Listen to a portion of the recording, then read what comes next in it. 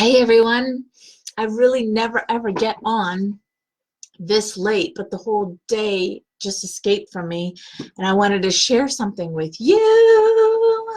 Life after narcissism. So I know everybody on the West Coast, it's early for them. So, hey Melanie, thank you so much for that. I wanted to share this with you because whether you have dealt with narcissism from a parent, or a spouse or a sibling, there's this transition that you need to go through. There's this healing process that you need to go through. Thanks, Corey. And hey, Melanie. And you've been exposed to this behavior for so long. So this behavior is um, being shown how your needs don't matter, and it's everything is about them, right? Everything is about the narcissistic person. So you are small in the relationship, like I said, whatever that relationship is, parents, spouse, whatever, and your needs are not met. And so you've gotten used to this behavior, and you've gotten used to you being the, yeah, hurricane Facebook. Why not? Actually, I just got off a coaching call. Thanks, Karen. So you got used to this behavior. You got used to not asking or voicing your opinion or asking for your needs or showing up in a way that you should be, right? And what happens is when you get used to this behavior and you get used to you being this way, you put yourself on the back burner.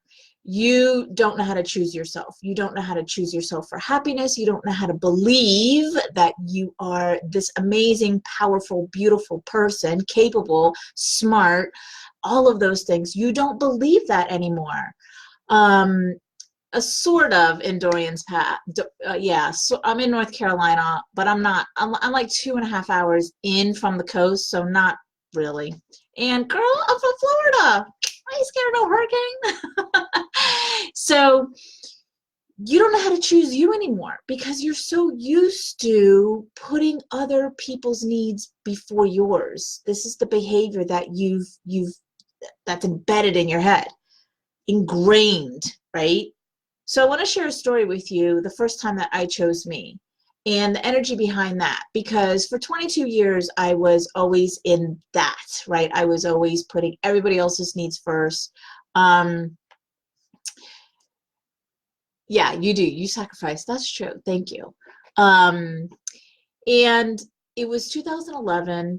I had not left yet. I had not left Florida. I had not left I left the relationship, but I hadn't left Florida yet to come here. I was in the transition of that, right? So what does that mean? That means I had to save money because I was moving 3 states away. I had to think of all of these things in the future because I was making a big move.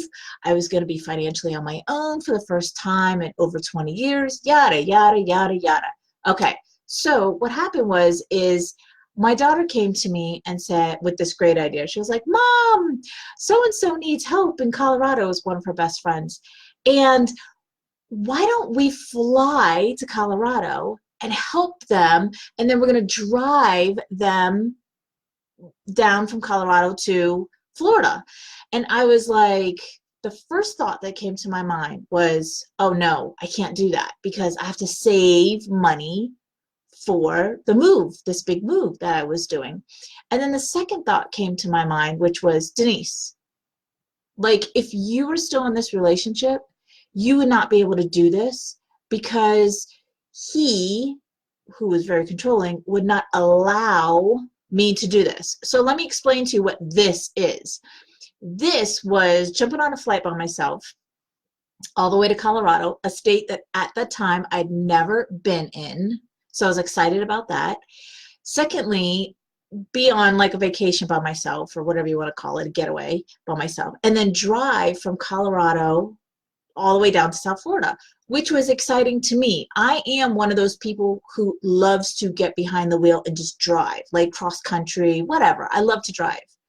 So to me, seeing all of those states and driving through all those states was exciting, and it had that energy of like excitement and fun, and I really wanted to do it. So yes, I was a yes. I wanted to do it. But like I said, that conversation was in my head of, Denise, you have to think about, you have to be responsible and think about the money. And then the second thought was, he would never let me do this.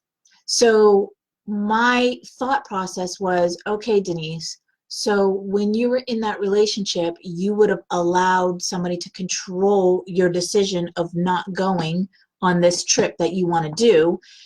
And now you're not in the relationship and you're allowing something else to control your decision on not going. So it was in that moment that I chose to say yes and to say, fuck it, and to say, the money will be there. I'm going to go. I'm going to do this. I'm going to have a really good time. I'm not going to worry about the money. The money will come. And ladies and gentlemen, guess what I did? That's exactly what happened. I booked the flight. I did what I wanted to do. I chose me. So this was my first experience of choosing me coming out of my narcissistic relationship of over 20 years. And I was in Colorado for 10 days, 10 glorious days.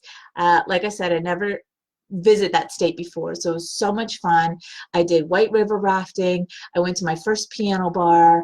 I had so much fun on this trip, 10 days. And then I drove from Colorado in a, not a Penske truck,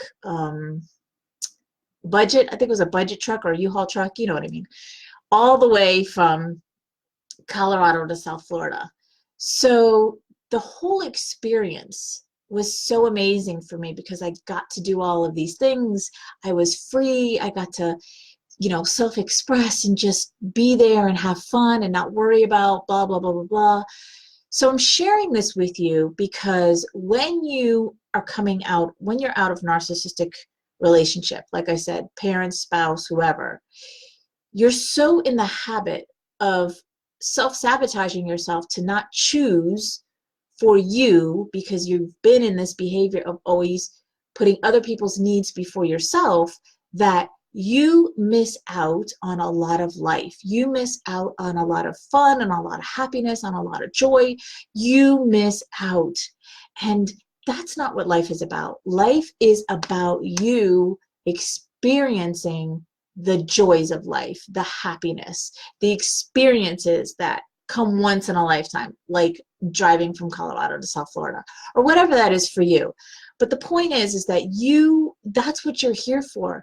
You're not here to stress. You're not here to be abused. You're not here to live for the weekend. That's not what you're here for. So if this is you, if you've been through this relationship, if you've been through this type of abuse, because if you've ever been in a relationship, ever been in a relationship with a narcissist, it was abusive. That is the truth. So if this is you and you are ready to up-level your empowerment, to learn from that experience and get takeaways from that experience and start to choose you and actually create a life that you fucking love, then I encourage you and I to connect, because that's exactly what I do for my clients. I show them how to create an amazing life for themselves. So that's through self-love, yes, that's through telling their truth, that's through forgiveness, and that's through trusting themselves again. One of the biggest things in healing from narcissistic abuse is you don't trust yourself anymore or other people.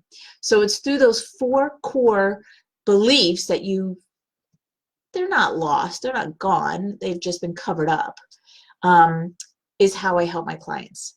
So again, if this is you and you want to up-level your empowerment, you want to bring it on, you want to see what life is really about, you want to experience some of these things that you see other people experiencing that are having fun and finding the man of their dreams or the woman of their dreams and experiencing life and just really enjoying life instead of 9 to 5, live for the weekend crap, bullshit lie.